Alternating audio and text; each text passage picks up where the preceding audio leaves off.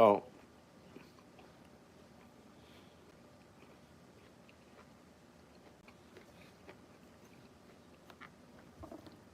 apparently.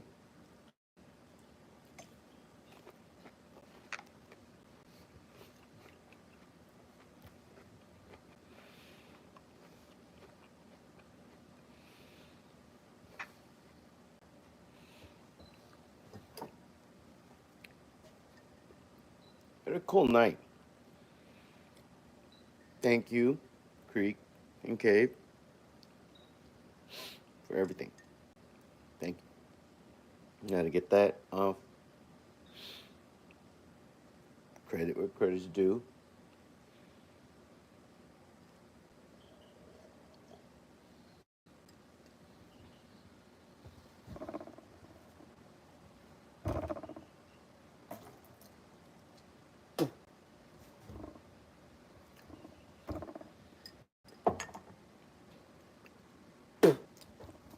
Ah, really hot. I don't want it anyway.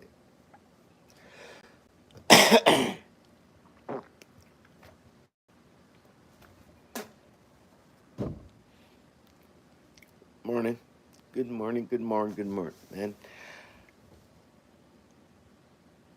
The Pope's dead. Cool. And they're saying, celebrating Francis, the people's Pope. Okay? As opposed to what? So all the other popes were not the people's Pope? They were, I don't know, the aliens, the dogs Pope? What's up? Fatima Hayek. Hey. Kenzie, what's up? Mr. Jack, what's good? Hello, everyone. Good freaking morning. The witch is dead. The Pope is dead. I'm borderline. You saw the title. I'm going to say some borderline crap. I'm kidding, man. I'm not going to disrespect people. Just understand, it's not what you don't know. It's what you know for certain that just ain't so. That fucks you. It's the thing about belief. You can't know and believe at the same time. Ignorance is a requirement for belief.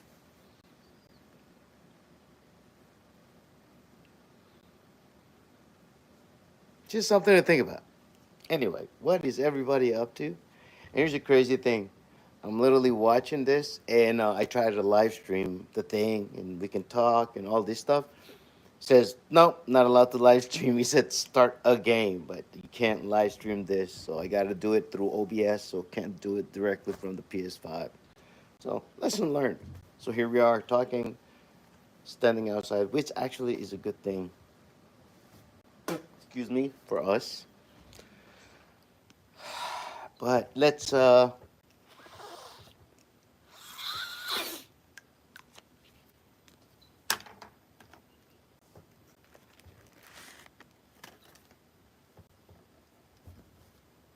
as the name says,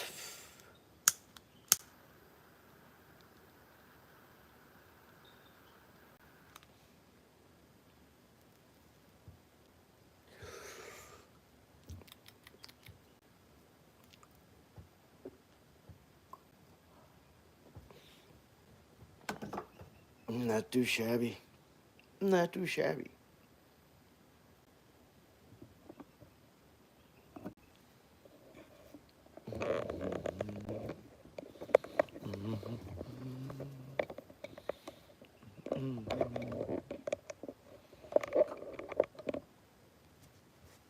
But I was saying, the soundtrack to this whole concession for the Pope is literally, so just picture this, right?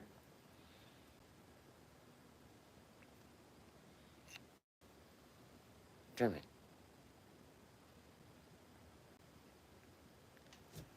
Literally cooling the game.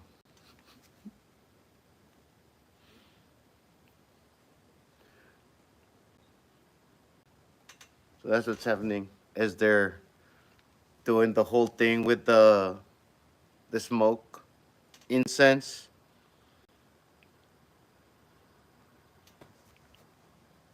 and I'm listening to rumors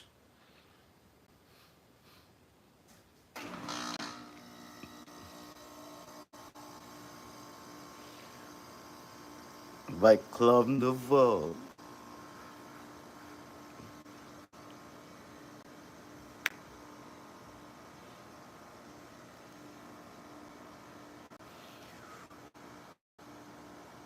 Where's everybody coming from? It started by the Dallas people. What's up? Look, welcome. Let's go. Let's go. So the Pope is dead. They, like I was saying, they're saying celebrating Francis, the people's Pope. So I asked, as opposed to fucking what? All the other popes were not the people's Pope? Were they the cat's popes? The dog's popes? And you can't say no because I also vaguely remember St. Francis of Assisi was a dog dude. I think that's what he was famous for. Like dog, like animals.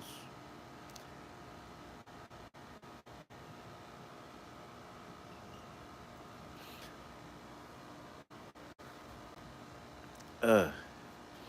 Go grab me some water. Hey, look, can you keep everybody entertainment? I'll be right back. All right, thank you.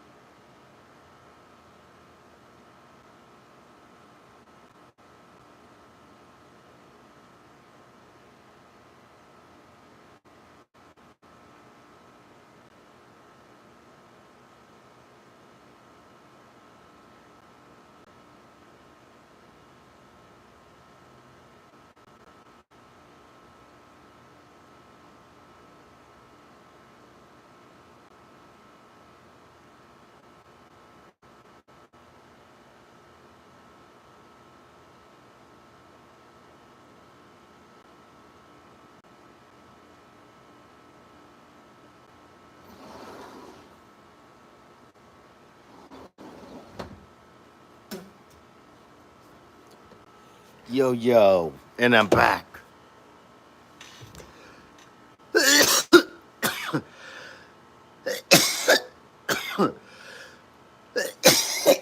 Woo! Boy, the hit of these rumors every day. I need some time to get away.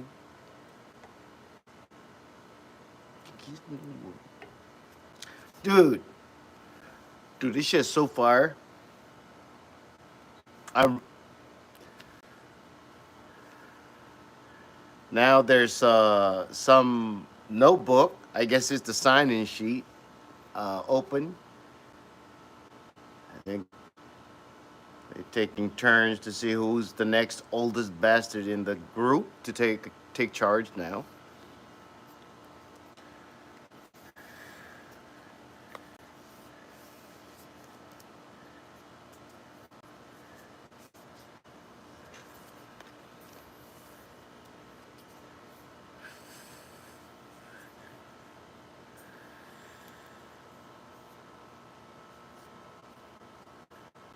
Whew. Boy, where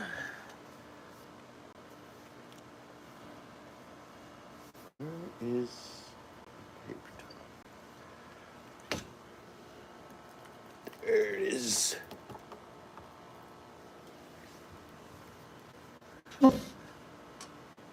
Oh, this ritual's crazy.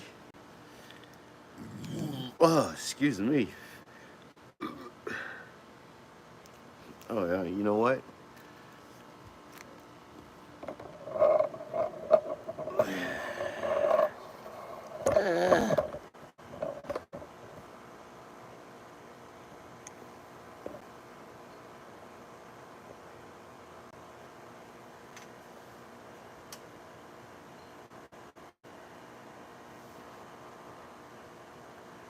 It's just crazy.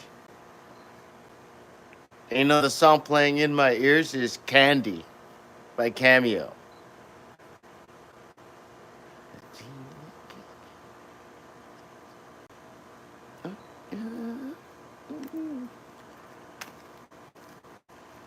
Dun, dun, dun, dun, dun, dun, dun, dun, dun, dun, dun, dun, dun. Yep. Tell me if y'all can hear it. Can you hear that?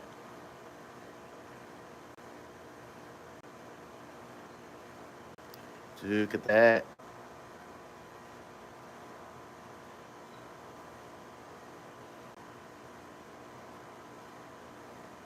Pay attention.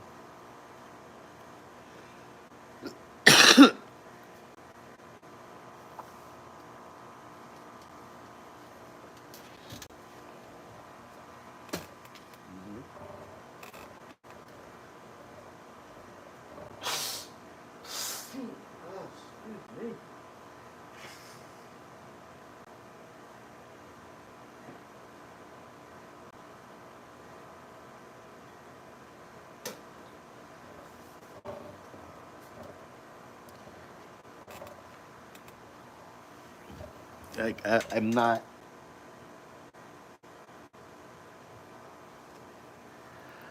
I'm just like trying to determine, like in my mind, why the elaborate ritual. You know what I mean?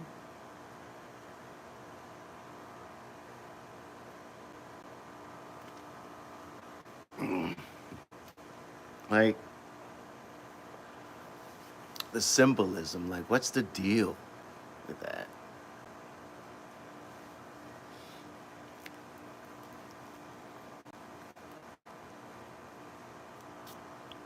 I'm gonna light this up, get this smoke going before we go back in, and actually maybe put some audio and actually hear what they're trying to say.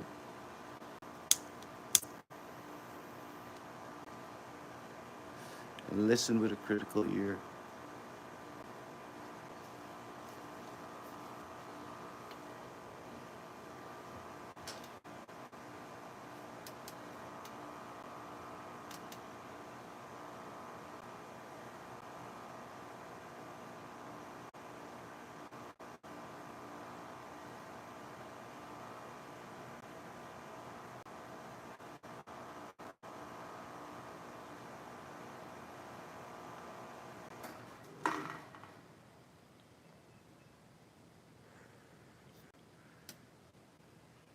Yo, yo. You know, I just, there's got to be a significance other than culturally or religious significance. I'm like, what's the practical reason for the elaborate ritual at that scale?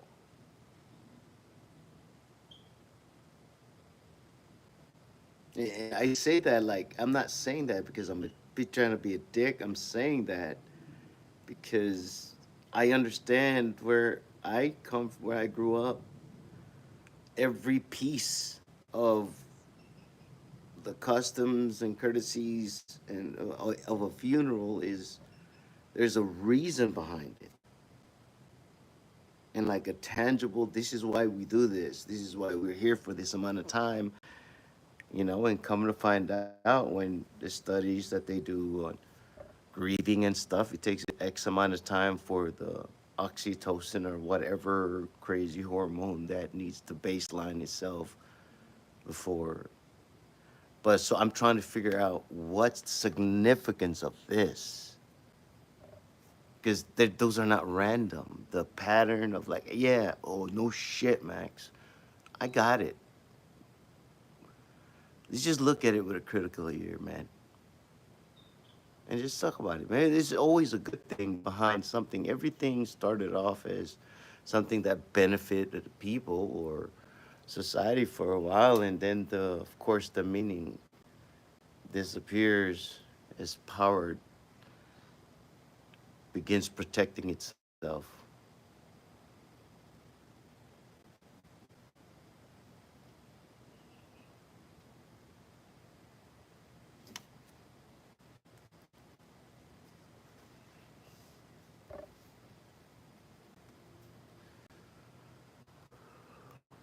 I know every little color, every little step.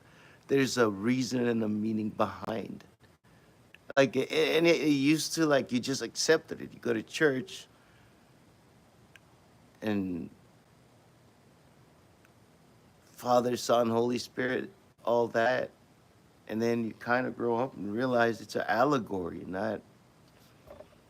It's allegorical, as in the universe is analogous. No matter what side you go to, there's the same story all the way through, and principles are principles are principles. That's something my grandfather freaking taught me.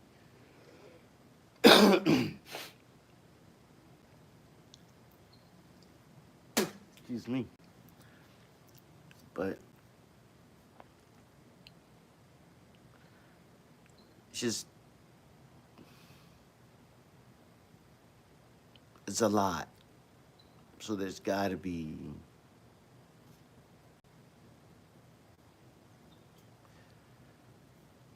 the symbolism there.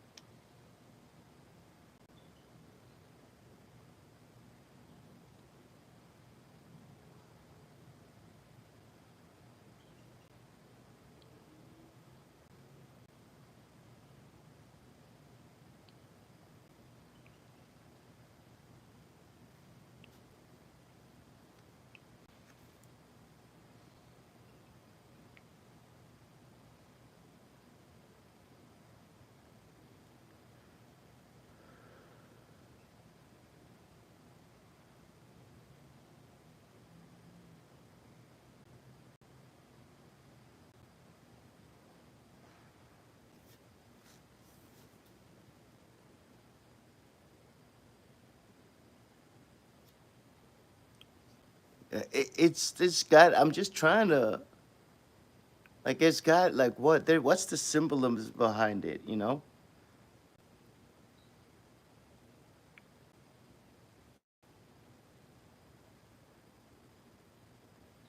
It's called the mitre. So the things that he has to have a mitre, which is that hat, and he had the one with one vertical stripe. Is Cozier or is the pastoral staff, signifying his role as pastor of all pastors. A bag containing 1 dozen coins that were minted during Francis' pontificate will be placed in his coffin. Okay, you see that?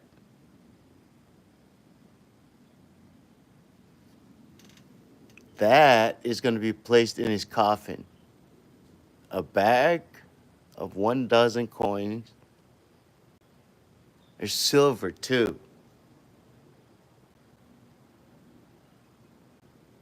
The rogito, an Italian word indicating an official deed, is a single-page legal document that provides an account of Francis' papacy. A legal deed. I'm reading this off of the New York Times. For so I wonder what's written in that single-page legal document that provides an account of his pop, a single page his whole time as Pope. Maybe like a mission statement, maybe a rosary, a papal rosary.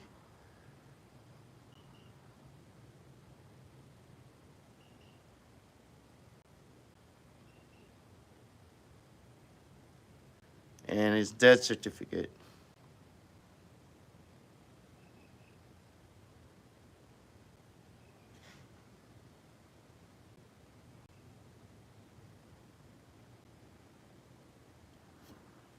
You know, what's up with that? Oh.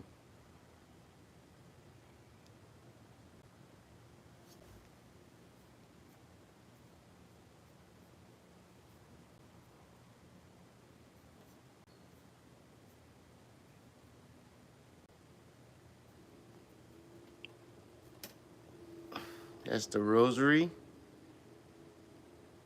And, and that's his fisherman ring. But they will break it before he is buried with it. So they break the silver fisherman's ring. It was the fisherman's ring was bestowed upon him when he was appointed 12 years ago, and will be ceremonially smashed to symbolize the end of Francis' papacy. When his successor is named, they will be given their own fisherman's ring.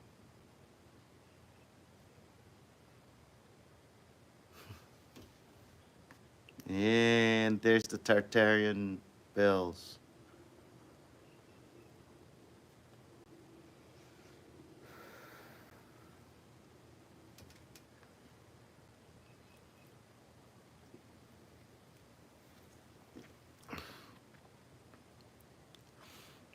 It's interesting to say the least. You know what I mean? I say that a lot, don't I? But chill out. I mean, I got it. Like I used to just accept things. Now I'm just kind of looking at it. Going, the whole world is looking at this, and everything is very carefully orchestrated to the T. Rituals that have gone on for this long, they have to mean something other than what everybody thinks. And what do I know about what everybody thinks? You know what I mean? I'm barbecued out of my mind right now.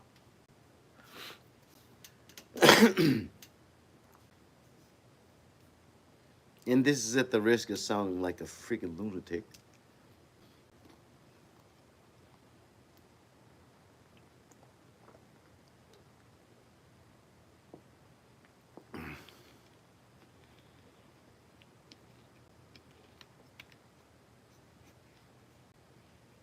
Yes, I am a lunatic, and that's okay. Is that what you're saying?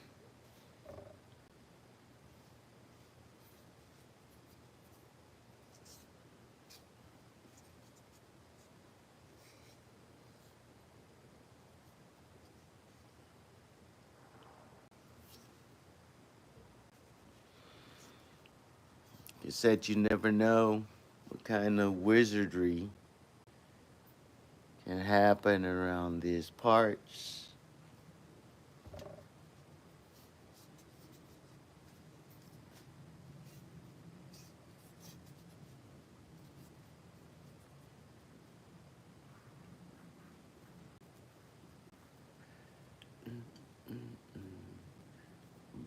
Oh, excuse me. And you notice just the red.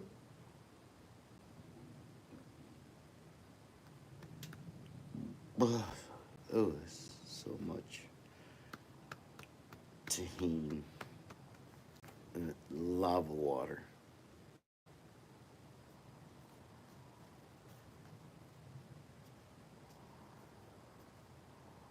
Oh man, that hornet is up early this morning.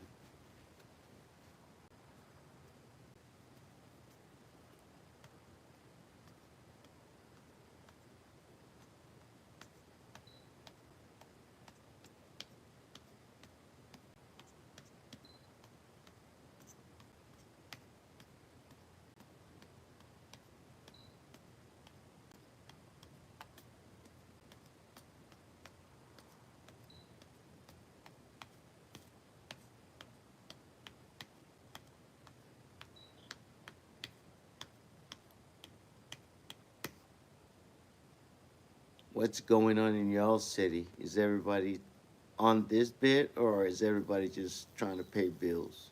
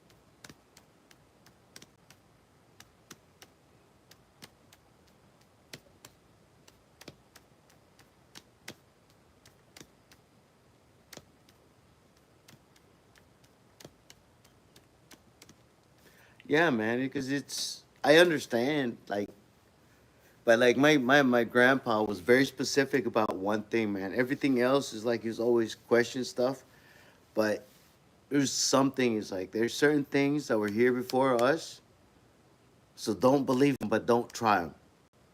Like don't go like I bet this one. Like don't fucking. There's things that have been here before humans. I don't know if he told all these kids that, but he fucking specifically told me that shit. And he kind of fucked with me when I kind of thought about it. And now, like, actually studying, it's ridiculous. Like that, he was basically teaching, just talking, and you don't realize that the lessons were there in my head, I, and they were not like triggered until I went through something that required them. Then all of a sudden, it's just like for some reason, like how do I know to go? Wait a minute, it doesn't make sense, and then think about it instead of going like, all right, cool, that's what we were supposed to do, because it's what we've always done. And I mean, I got. Oh, don't get me wrong, I got called out.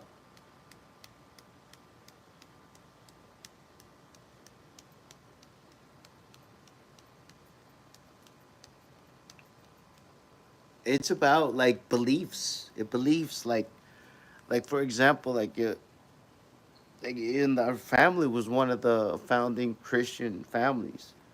Like and we took care of the missionaries and all that. But at the same time, like there was beliefs and things that we were doing like back home, like that also correlate to the rest of it, which is weird because we have the same flood story. We have the giants and Milad like Milad did like these. It's just the same story all over again. But where we're from, it's so weird that we have the same damn near exact story, but before we ever integrated or met with other people from other places. Like when people came to our islands, they were like told stories about the fountain of youth near Oakland. Like we have names for it, and like there's this story about this breadfruit tree that was on this plot of land, and every time this lady took a breadfruit off, like a fish fell out because the roots were in. Yeah, yeah, exactly, same story. And it's crazy because I've seen the thing. Like they say, they cut the tree down because all the fish would just come out, and they're like, yeah, well, let's just cut it down, and then we'll get all the fish, and then the island sank. The crazy part is, as a kid, we dived there.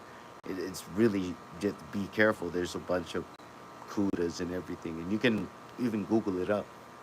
And you can see the fucking place, you know.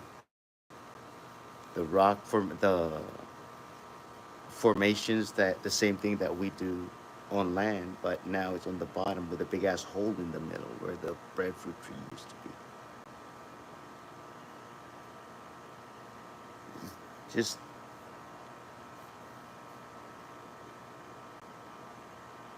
yeah, it's just and like we had a big bat,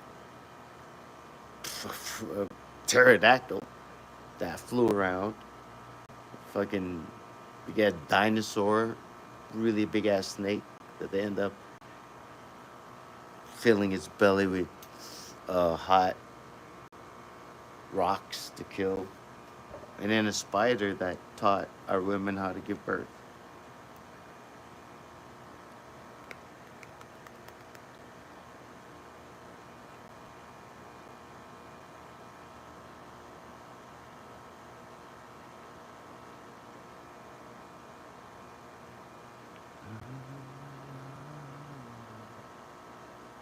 It's a very similar story.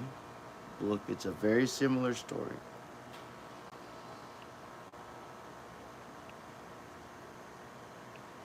And at first, like after I thought I kind of imagined half of it, so I was kind of very careful asking about like, am I remembering this right? And then eventually, it's like, oh yeah,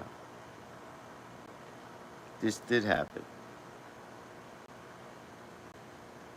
Like those were stories you were told, and then I was given like books. I was like, oh what? This really did happen. And then these are real, like legit um, tales that I was told, and I thought I made them all up in my head because I came to America and then read these other stories and just assumed that that's what they were.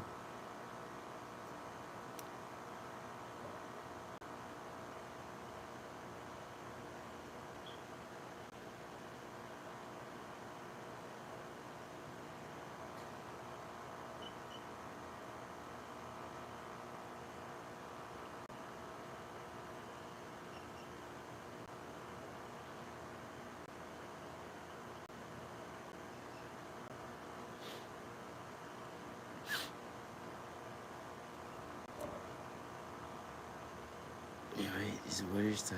No.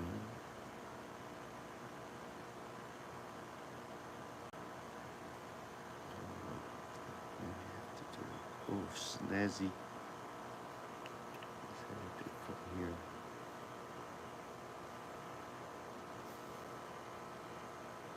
Just NG. Wait, let me see if I can type it. Can I type?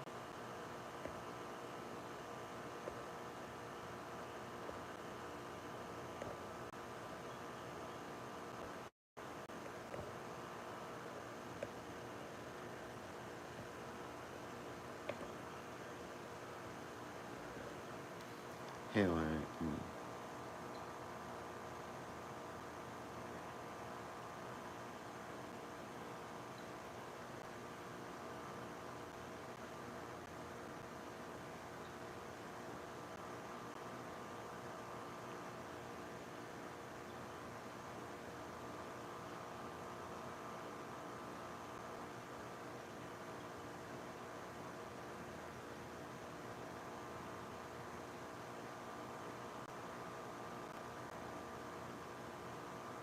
Damn it.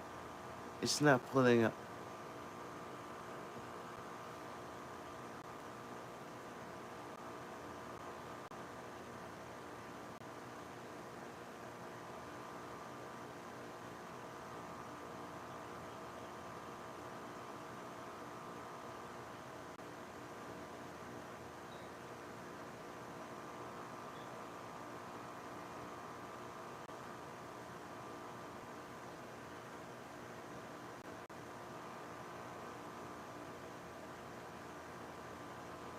Okay, okay, okay. I'll show it to you guys now.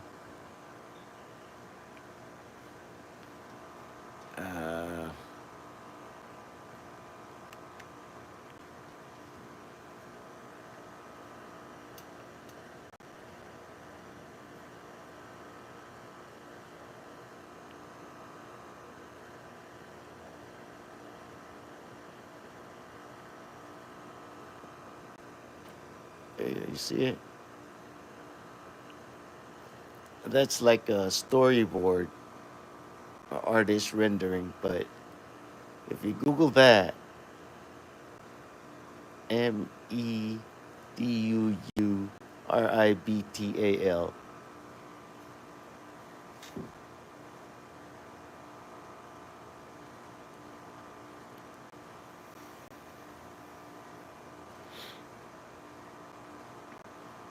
it's called the Breadfruit Story. Anyway, I think it looks like it's getting back to normal, but that see again with the red.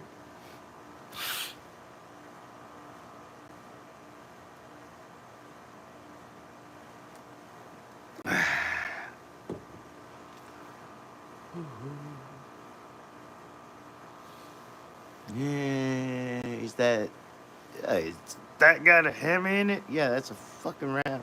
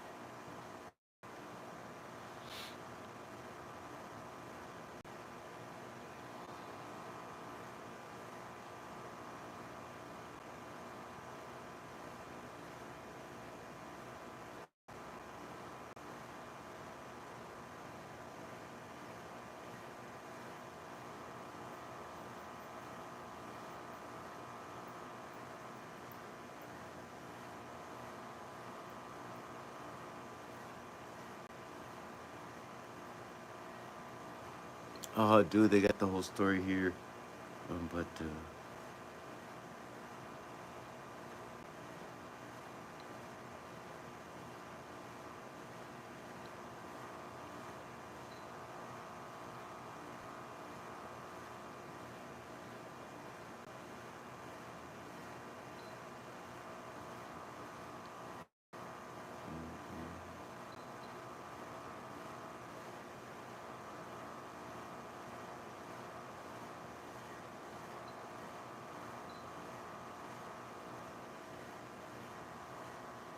oh, that design is ridiculous. It's Vatican City, right? That's just the Vatican. Jeez, that's it's a sovereign place too.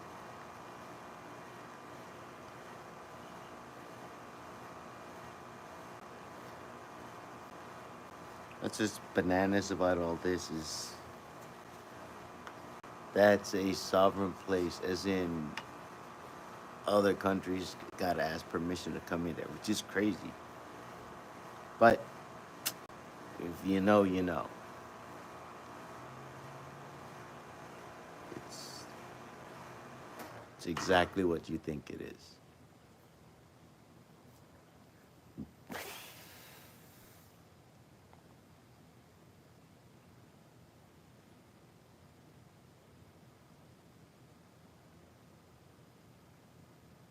Nobody's worrying about that carbon footprint.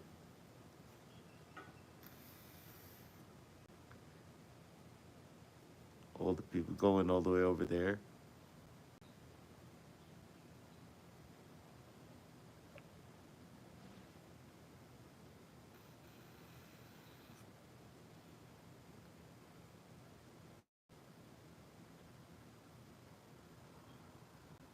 It's funny how they pick and choose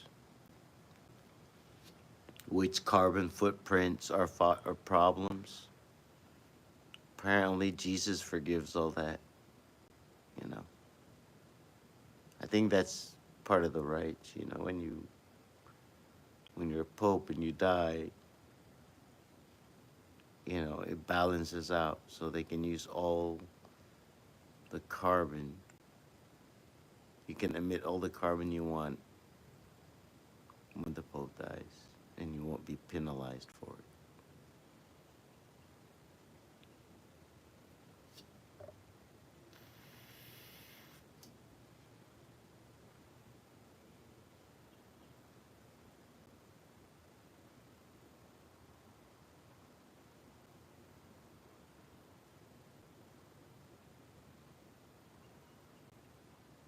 Oh, what am I doing? I can actually bring this sound out here,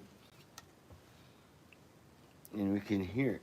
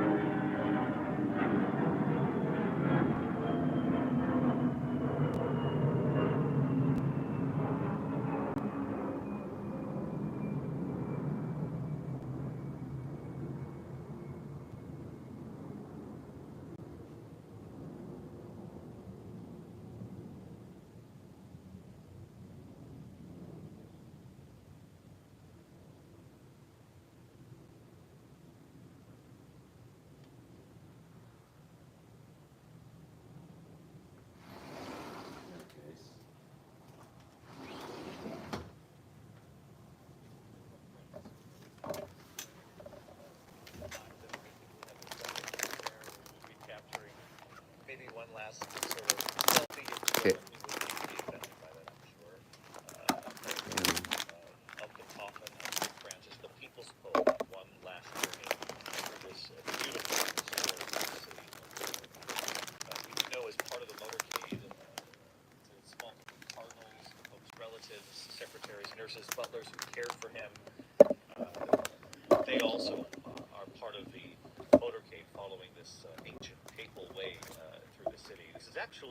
Can you hear it? The route that popes took in the Middle Ages when they traveled, usually on horseback from St. Peter's Basilica, though today moving at a somewhat slow pace so that people can take in the moment and the history of this. As we mentioned, having already passed the pope's chosen residence, which was a residence and guest house that he shared with others. We love to mention the cafeteria in the dinner hour. Continued over the Tiber River, which we saw, that beautiful sweeping shot here of the city. It's a beautiful view of the city. Also, he'll be passing by the Church of the Jesu, which is the Jesuits' mother church, also very important to him. I think as Father Walk was saying, he is now going to be part of Rome. People sometimes forget, he is also the Bishop of Rome. He is the local bishop. And I was always charmed when in the Eucharistic prayer at home you mentioned, your bishop and your pope, right? Here in Rome it's the same thing. So you would talk about our bishop and our Pope Francis. So it's wonderful that he's going to be, as Father Walk said very beautifully, part of Rome until the end of time. KBC's David Ono is also with us here covering this today, and he's along the route because we're also going to see this this motorcade, if you will, and certainly Pope Francis taking one last time past what was the Roman Senate, and of course the Colosseum, which draws so many people from around the world every year to visit this city. David, can you hear us?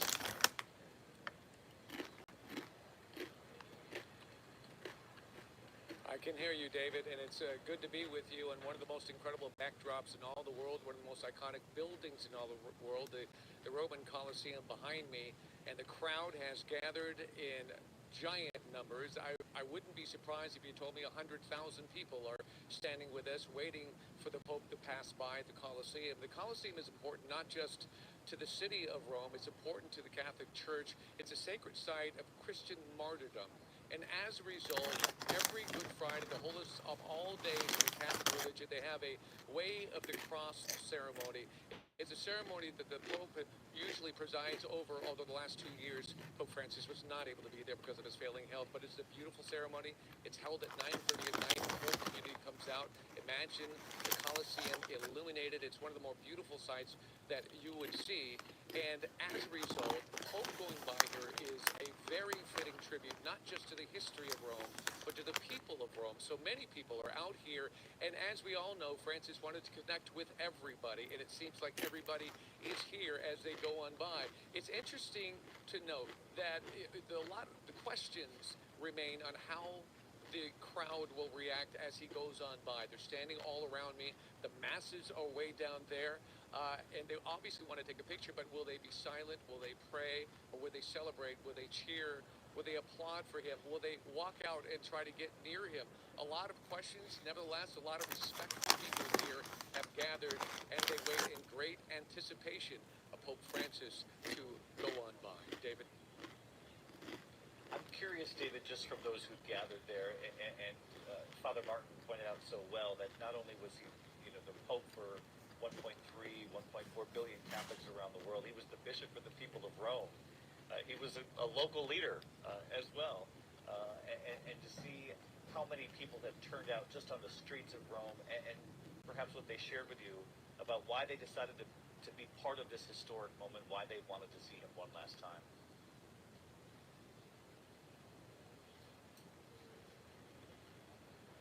It's interesting. A number of people that we have talked to actually are not Catholic, but they respect what he stands for. And they tell us that with all that's going on in the world, it doesn't matter if you're Catholic or not. His message resonates with so much of the world when it comes to embracing each other as opposed to pushing each other away, building bridges, seeing the invisible. Those are messages that resonate with everybody, no matter the religion. And as a result, we see so many people, not just Catholics coming out here, and not just Romans coming out here. We see many visitors from all over the world.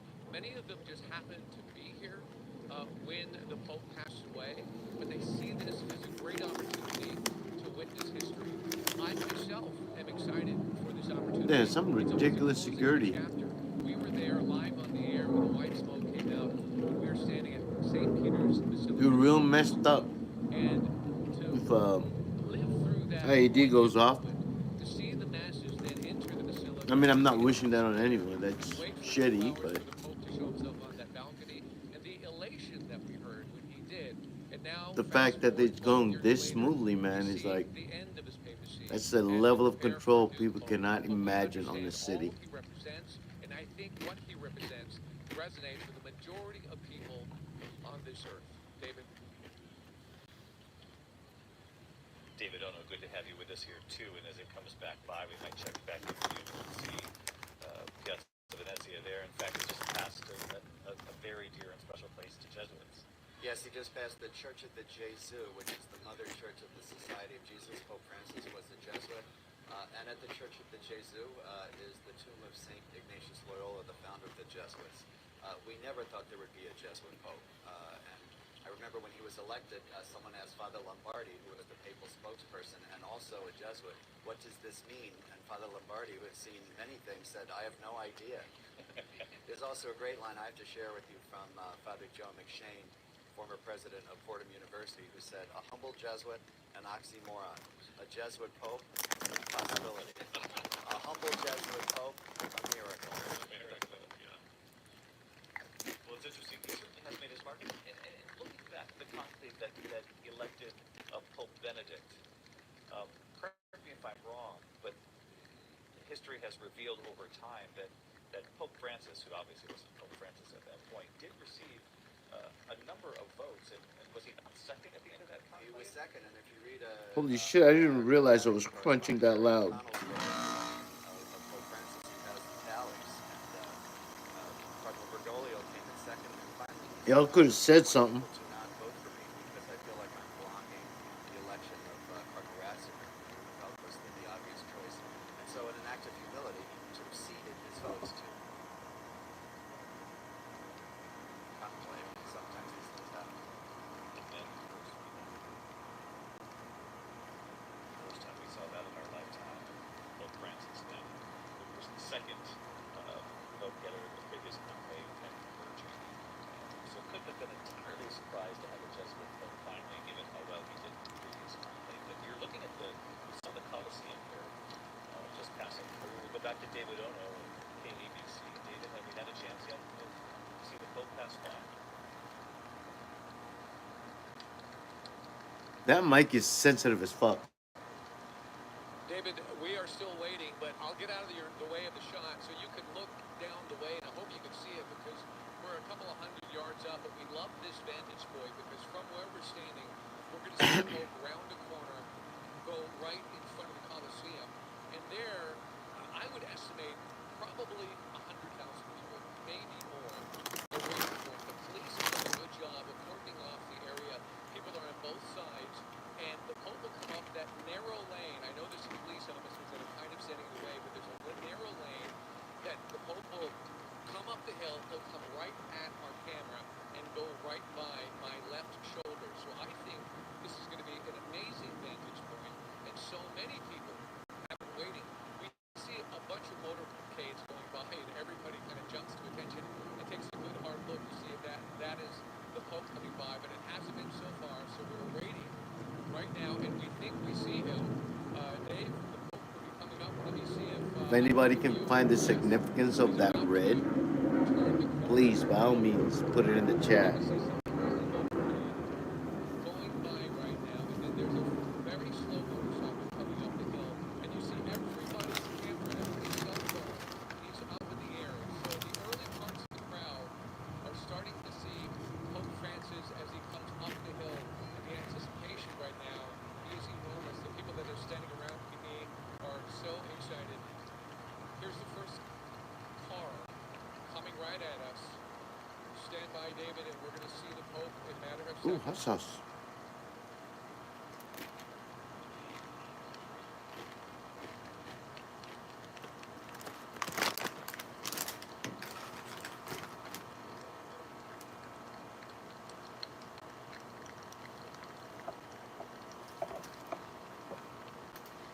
Just stunned to see the history of the city too, as the backdrop for this final farewell of Pope Francis. And as you heard David Ono describe, just the depth of the people who had gathered on the streets, sort of encroaching. The streets are narrow here in Rome anyways, particularly given the age of the city and all of the history that comes with it. But there you see the laughing carry of Pope Francis. I gather, David Ono, traveling just past you now.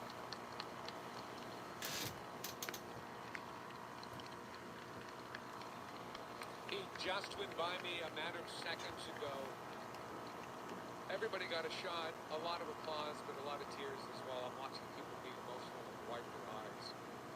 It really hits people in different ways. And what's interesting, you don't know how it's going to hit you until you have that very moment and he passes you by. And he was so close. He was 5 feet away from us. And you can see that casket clear as day. And I'm looking around. No shit. Some of them starting to wipe their eyes. Would You know, it's they that very emotional and thing wipe their where you ears? celebrate his life, but you mourn his loss. And I think all of those emotions come at you all simultaneously as you see this moment and you experience this moment. David. David Ono with KABC, and we thank you for being part of our coverage here today as well. And Deborah, Pope Francis must have known, even more than the producers of the Vatican who helped him plan this out, that this would be one last way to connect with the people. Extraordinary day, David. An extraordinary sight. I mean, when you think about this man who has made his mark in history, passing this historic site right there, this juxtaposed just now against the Colosseum, just an extraordinary moment. But also seeing people who are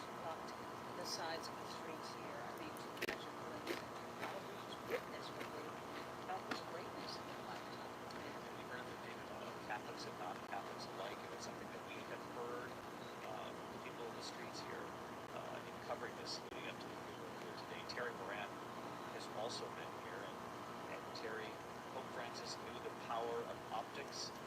It's funny, we talked about this earlier. Words were important to him, but deeds and the way he carried himself and his actions were equally, if not more important. Obviously, not with us anymore, but this motorcade with one last trip to the city of Rome is one last opportunity to be The back power with of people and to optics. remind them the mission that he hopes they'll carry on with the church. That's a great point, David. The power of optics and also the power of touch. This is a pope who performed the papacy, not in a fake way, but brought it to life in a particularly vivid way for people. You remember how often he was reaching out and actually touching people. I remember the beautiful scene in the square when there was a Power of optics and power of touch. What the fuck? disfiguring on his face. And Francis reached out to him and hugged him. The man wept in his arms. Francis kissed that face. He had that gift of living his faith in a physical way, in a performative way. Once again, not a false way, but to bring it to life. And this is very much like that, this journey past the people. And I'm also thinking, as you have pointed out, so many people here will not be Catholics. Rome, like most Western cities, is predominantly secular. Church attendance is low. But people of all backgrounds felt that connection to a man who was trying to walk the walk of his faith, walk the walk of the gospel. People recognize that. And whatever the church does next, that's a gift he's given the Catholic Church. This sense that it can connect with people simply by returning to that action that Francis did over and over to reach out and touch people. I think you're absolutely right, Terry. A gift to the church and a reminder to the church of the power of moments like these. I mean, you see the crowd, 10, 12 human beings. You also see the children who are sitting, lining the edge right along the street with their parents. And I think about the mother and her children in the elevator early this morning who were leaving to come do this and our connection with them. And the young people I talked with about at St. Peter's Square yesterday who were among the last who were allowed in to say farewell to Pope Francis before they closed the coffin. And there were so many stories like these during this papacy. The little boy outside Rome who was in tears. He was so desperate to ask Pope Francis if his father was in heaven, because his father, the little boy, he was a non-believer, wasn't practicing Catholic, but had all of his children baptized in the Catholic Church, and the boy was so fearful in the moment, so angstful, so the Pope waved him up to the stage, and that little boy walked up on stage, and Pope Francis reached out to him, and they just Cheers. hugged him for a long time. He was able to ask Pope Francis about his dad. His dad said, he raised you that way, he did that for you, and connected you with God. Well, then he's with God too. Obviously, I paraphrase, but that was the powerful message from Pope Francis to one little boy. There were so many stories of this connection. James Longman, I just wanted to go to you as well because I know you've talked to so many people that have come here to the Vatican, come here to Rome, just in the course of the last week, just to make sure that they somehow were able to say a prayer and to quietly say thank you to a leader they were convinced sort of transcended the church, reached people beyond the Catholic Church. And he absolutely did, David. And I'm reminded, actually, watching this funeral procession, you and I... I'm talking about little boys. What the hell? Elizabeth's funeral, her procession through the street. She was someone who transcended the institution she was meant to represent. People fairly ambivalent about monarchy, but they loved her. They loved her sense of duty, sense of patriotism. With Francis, it's the same. People reasonably ambivalent around the world about necessarily the religion or the Catholic Church. But Francis, They're all hypnotized. he spoke to them on a human level. I travelled with him when he went to Bangladesh and Myanmar. It was a very long journey. He came to the back of the plane, and he had that quality, that star quality. Everyone wanted to be close to him. James Longman with us here as well. I want to go to Mike Marza from WABC, also with us for our coverage at St. Mary Major, the final resting place for the Pope. And Mike, set the scene for us. David, just incredible. incredible. We've been out here for more than 6 hours, and when we got out here, only a dozen people were here. We're now joined by thousands and thousands. And just moments ago, the body of Pope Francis made that final climb up Meriu Luna, the path he's taken so many times, 126 visits to the Basilica of St. Mary Major, and he just made his 127th and final climb up this famed roadway. In fact, over my shoulder, you can see people hanging out of these windows that are flanked by those old school shutters you see all over Rome, with their modern day devices taking pictures of what is happening. I want to bring Vito in because Vito is from Florence, and Vito, you just saw the moment. You've been out here hours waiting to see what is going through your mind right now.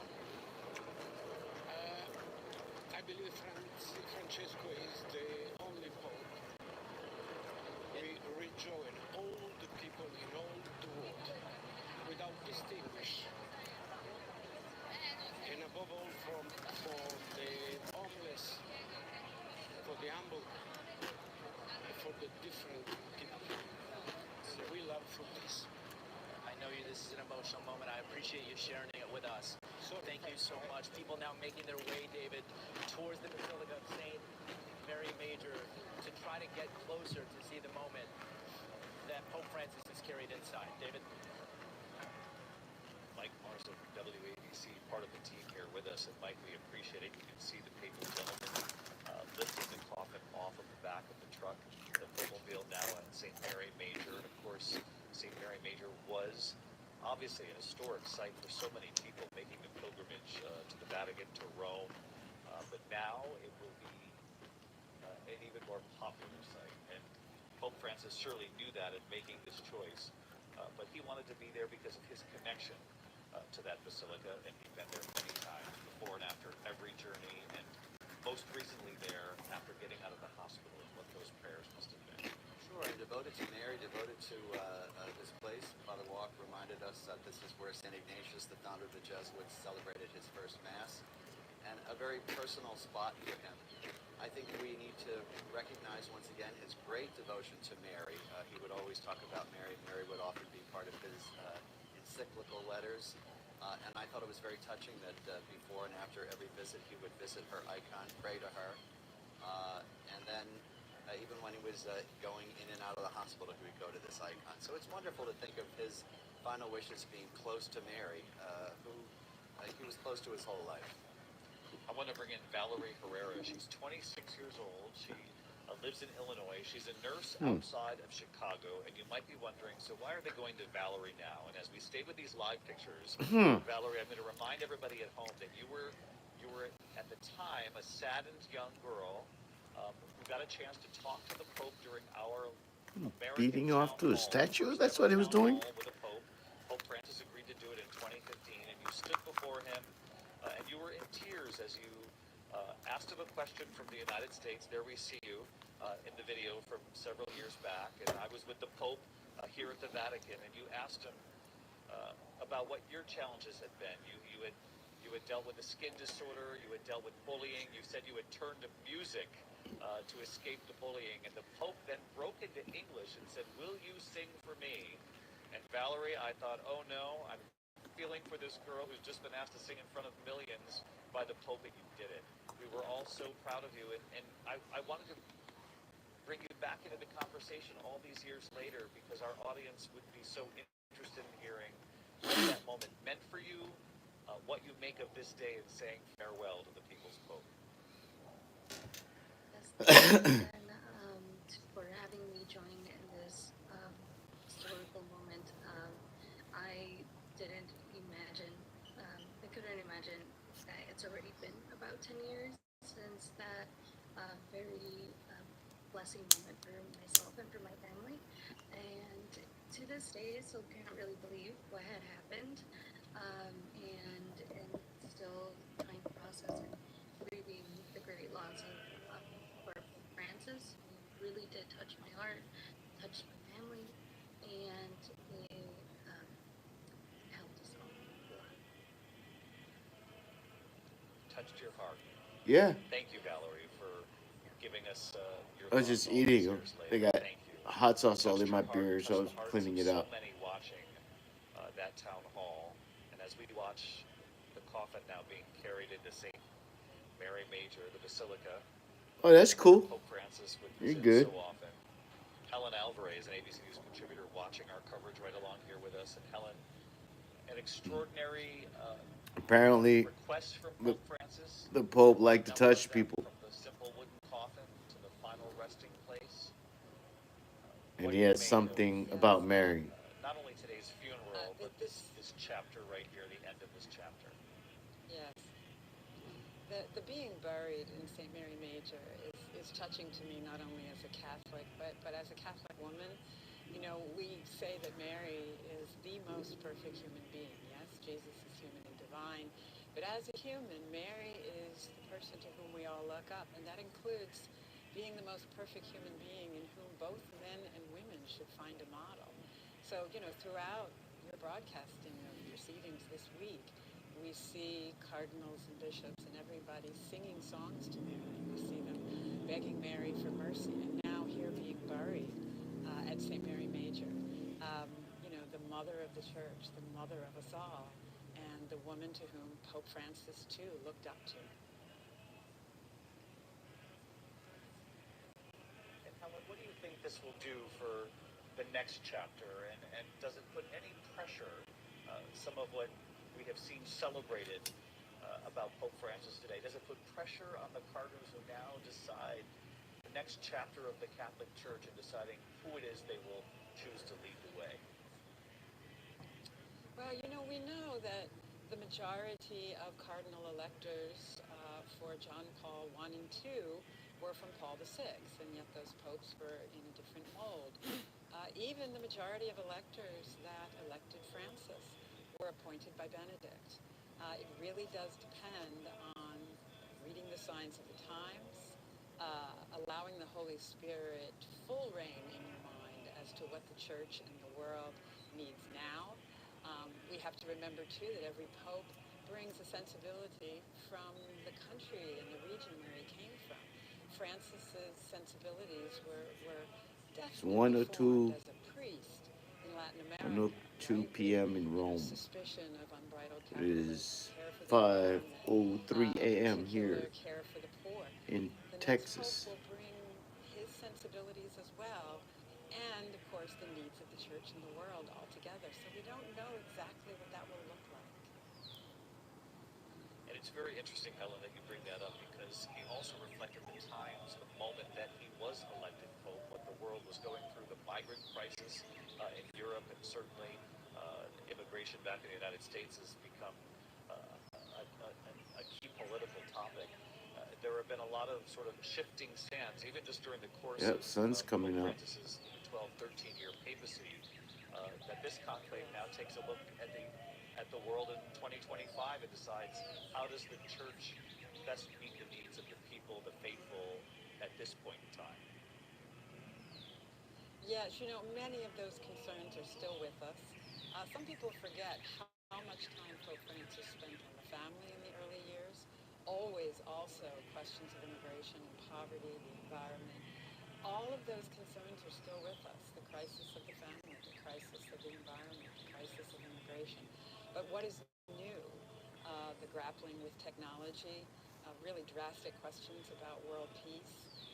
That's a lot on any pope's plate, and what will be given more priority or time, we don't really know yet. Valerie, Helen with us as well, and in addition to Valerie Herrera, we thank you both, and I just want to ask Father Mark what you make of this powerful picture here at St. Mary Major.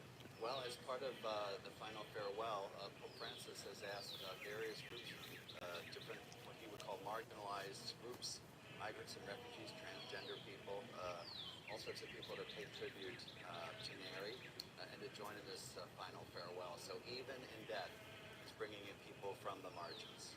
You know, Helen was just talking about how many of the people at the margins, the periphery that Pope Francis believed were the issue of our time, and certainly the issue for the Catholic Church to reach those people. Helen points out that still very much many of those issues remain, if not all of them. And to make this one of the final images of this day, he knew what he was doing in making that request. first. Well, sure. And as Helen was talking about Mary, Mary herself is kind of a person from the margins. She's in a small town in Nazareth. She's probably illiterate. She's probably a 14, 15-year-old girl, and this is to whom God chooses to bear the Son of God. And so Mary herself, and in her Magnificat, talks Is that about David Spade? raising people up from the lowly, and gives her thanks to God. So it all fits together. The place, the woman to whom we're all devoted, and Pope Francis's final resting place. You know, it's thoughtful. The whole day has been thoughtful. The final part of this journey has been extraordinary to watch unfold, given what Pope Francis's wishes were. And we know that he'll be in a tomb made of marble from the part of Italy where his own grandparents were from. That was his request as well. And will simply be marked with Franciscus, his name in Latin. His grandmother from Italy had such an impact on him, which may have led him to the priesthood. And that simple life that he actually aspired to will be reflected here too, David. Simplicity, no decor around that final resting place, just a simple Franciscus, as you said. The tomb is located near the altar of San Francesco in a niche between Pauline and the chapels there. In his will, he said, "I wish my final earthly journey to end precisely in this ancient Marian sanctuary, that I would always stop to pray at the beginning and end of every apostolic journey. The tomb should be in the ground, as simple, without particular ornamentation, as Deborah pointed out, only the inscription Franciscus."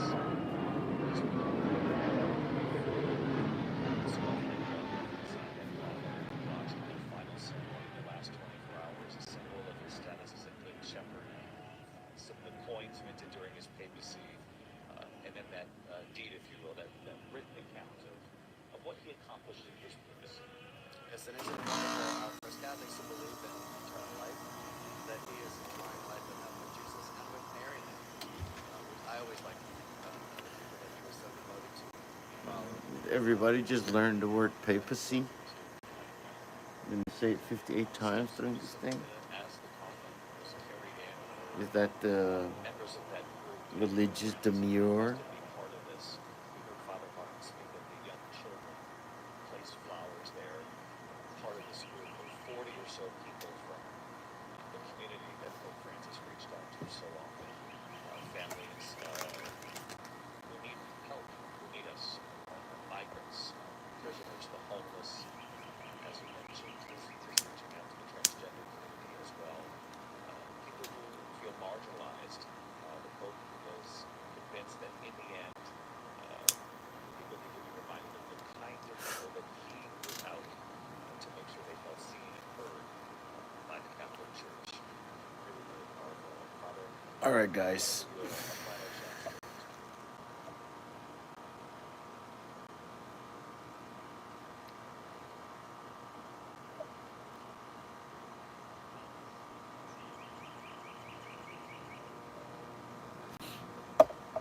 So, this was fun. It spurred some research that I need to do, and there's a link to the story I was telling you about. Lots of barracudas there and sharks. Whoosh.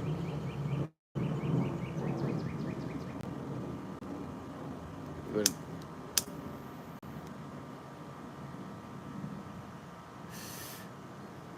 And my uncle swam across that after getting back home from Vietnam. Rest in peace, Ellie. He would be my great uncle, right? Because it's, yeah.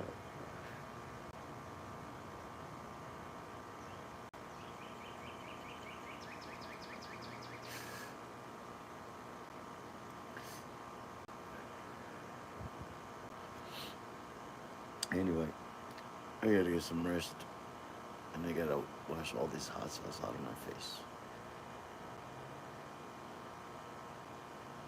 What's up with that shit?